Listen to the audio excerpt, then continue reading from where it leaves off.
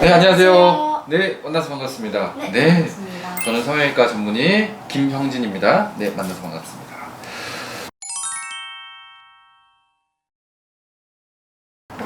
눈 밑 지방 재배치가 또 눈 관련된 거니까 눈 모양 자체에도 변화가 생길 수 있을까요? 100% 있어요. 아, 진짜요? 네, 변화 있을까요? 제가 요거는요, 너무너무 중요한 질문 같아요. 요 질문에 대해서는 조금 더 길게 좀 설명을 해드릴게요. 몇 가지 나눠서 좀 설명을 해드릴게요. 요 다시 마이크를 좀 놓고 설명을 해드리겠습니다. 네. 우리가 눈을 뜬다라고 하는 거는요, 눈을 뜬다. 한번 이렇게 보시고 눈을 카메라를 보신 다음에 눈을 감았다 뜬다라고 생각을 해보실게요. 그러면 눈 모양의 변화가 나타나는 거죠, 당연히. 근데 요 눈 모양의 변화가 나타나는 거는 우리가 이제 정적인 상태, 카메라를 정면 주시하고 있었을 때 상태에서 변화가 나타나느냐? 네, 변화가 나타날 수가 있어요. 왜냐하면 밑에 있는 지방층의 변화라든지 혹은 그 지방층의 이제 변화가 생기게 되면은 주변 구조가 움직이게 되잖아요. 조금의 이동이 생길 수가 있겠죠. 그러면 눈매의 변화가 있을 수도 있어요. 그래서 제가 경험해 본 거는 아주 드물지만은 몇몇 케이스에서, 그러니까 예를 들면 한 1000명 하셨다 그러면 한두 케이스에서 하시고 나서 약간 정면을 주시하셨을 때 옛날보다 눈꼬리가 조금 이렇게 올라간 느낌이 들어요 라고 말씀하시는 분이 있었어요. 근데 제가 그분에서 좀 유의 깊게 봤거든요. 그래서 시간이 지나고 한참 뒤에 다시 내원을 하셨는데 그래서 어떻게 되셨어요? 그래서 그랬더니 그냥 다시 원래대로 돌아간 것 같아요 라고 말씀하시는 분이 있었고요. 그리고 이거는 타병원 케이스예요. 타병원 케이스인데 저는 설마 이게 가능할까라는 생각을 했었어요.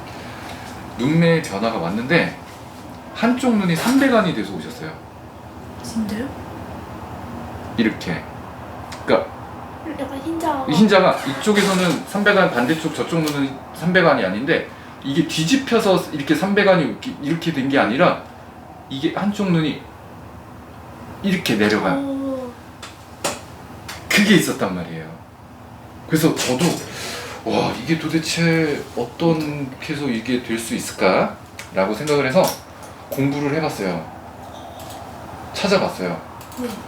이게 이 수술이 과연 그런 어떤 변화를 나타낼 수 있을까라고 해서 지금 제가 논문을 보고 있죠. 그래서 네, 영어로 된 논문이죠. 근데 여기서 보면은 이 케이스가 있더라고요. 300안. 네, 그래서 229 케이스에서 한 케이스가 나타났다라고 얘기를 하는 거예요. 이 수술을 했는데.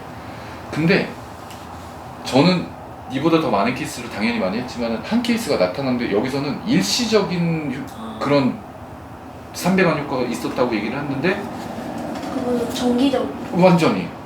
완전히 그냥 평생 그 수술을 5년 전에 하셨는데도 저는 이거 교정을 어떻게 해야 되나 근데 못한다고 말씀드렸어요. 저는 할 자신이 없고 이거를 다시 열었을 때는 분명 뭔가가 안 좋아서 굉장히 많이 당기고 있다라는 그 얘기를 했었거든요. 그래서 수술 방법을 이제 물어봤죠. 당연히 이제 수술 방법을 어떻게 수술하셨고 붓기는 어떠셨고 무슨 상태가 있으셨고 뭐가 있으셨고 다 유추를 해보니까 이제 좀 굉장히 민감한 얘기인데 제가 잘 하지 않는 방법으로 수술을 하신 것 같아요. 그래서 그래서 눈매 변화가 있었어요. 그래서 변화가 있었는데 그거는 정말 너무 저도 이제 처음 본 케이스고 하니까 그런 경우도 있었다라는 거 말씀드리고요. 그리고 이것도 하나 말씀드리고 이거는 좀 이제 우리가 눈을 뜬다는 거는 눈꺼풀이 위에 눈꺼풀이 움직이는 건가요? 아니면 아래 눈꺼풀이 움직이는 건가요? 위에. 그렇죠. 근데 이것도 하나 알고 계시면 돼요. 우리가 눈을 뜨는 건 위에 눈꺼풀이 뜬다라는 아주 지배적인 머릿속에 생각이 있지만은요. 아래 눈꺼풀도 같이 움직여요. 제가 그거는 한번 보여드릴게요. 여러분들 집에서 한번 해보시면 돼요.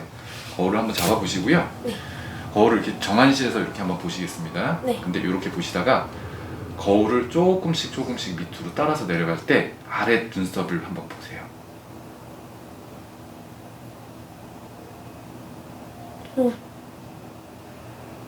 아래 눈썹이 어떻게 되죠? 움직이는. 그쵸? 같이 움직이죠. 보세요. 네. 여기서 머리는 움직이지 마시고 네. 안구만 이렇게 따라서 내려가서 아래로 시선을 계속 내리시면은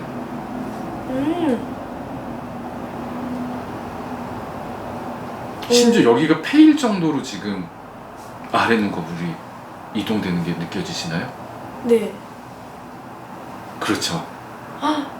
몰랐던 거죠. 네.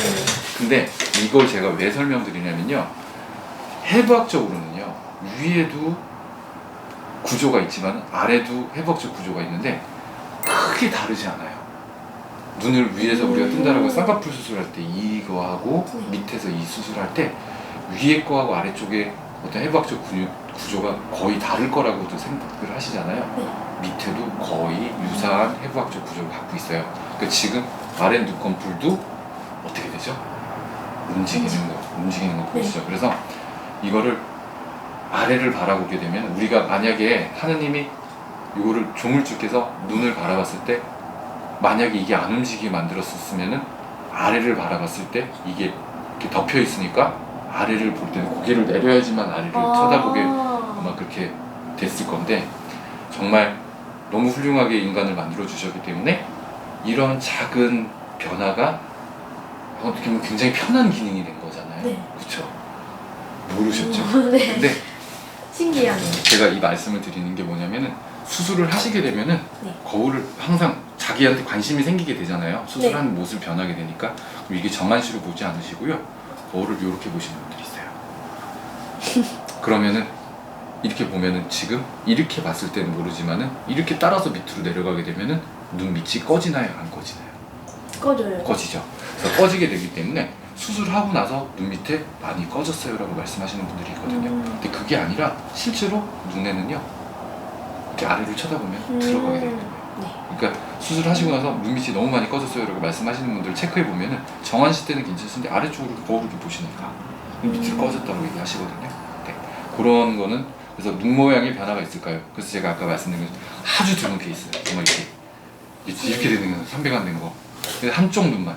네. 양쪽 눈에서 그렇게 보통 일어날 수가 없고, 제가 그리고 그분의 이제 어떤 히스토리, 그분이 이제 어떤 무슨 수술하셨고 수술하고 나서 어떻게 붓기가 오래 지속됐으면서, 그리고 뭐 지방 이식을 하셨는지 안 하셨는지 이런 여부를 따져보고, 그리고 재수술은 하셨는지 안 하셨는지 그걸 따져봤을 때 그걸 유추해 볼 수가 있었거든요. 그래서 그런 이제 눈 모양의 변화가 있을까요? 이게 부작용에 따른 눈 모양의 변화가 있을 거고요, 당연히. 그리고 지금처럼 이렇게 몰랐던 사실을 알게 된 거를 또 변화라고 생각하실 수도 있을 거고요. 그리고 아까처럼 약간 눈매가 변하는 그런 변화가 있을 수도 있다, 이렇게 설명을 한번 드려볼게요. 그래서 변할 수 있습니다. 네. 그리고 당연하죠. 위에서 여기도 우리도 쌍꺼풀 수술을 하는 것 자체가 뭐 눈매의 변화를 주기 위해서 수술하는 거고, 뭐 눈매 교정이라고 얘기하잖아요. 그것처럼 아래에도 똑같이 눈밑 지방 성형을 하시게 된다면은 아래 눈매도 변할 수 있다라는 거죠. 그러니까 왜냐하면은 아래 눈매가 변한다는 거는 위에 눈꺼풀처럼 아래 눈꺼풀도 움직이기 때문에. 전혀 모르셨었죠? 네, 저는 그쵸? 오늘 네. 뭔가 깨달았어요. 네, 이거 재밌는. 만약에 사람이 이렇게 아래쪽을 봤을 때 꼭 고개를 내려서 이렇게 봐야 된다면 얼마나 불편하겠어요. 네. 그런 기능이 몸에 없다면. 그렇기 때문에 눈밑 지방 성형을 하셔서 하실 때도 마찬가지로 우리가 쌍꺼풀 수술을, 위에 눈꺼풀을 상안검을 수술할 때 눈매의 변화가 오듯이 아래쪽을 건드려서 수술을 하게 되면은 아래에도 눈매의 변화는 옵니다가, 네, 저의 생각입니다. 네, 감사합니다. 감사합니다. 오늘 질문이요, 이거 되게 훌륭한 질문 많이 해주셨어요. 그냥 네, 좀 도움이 많이. 그리고 제가 설명해도 마지막 질문은 내가 설명해도 훌륭했던 것 같아. 네. 감사합니다. 네, 감사합니다.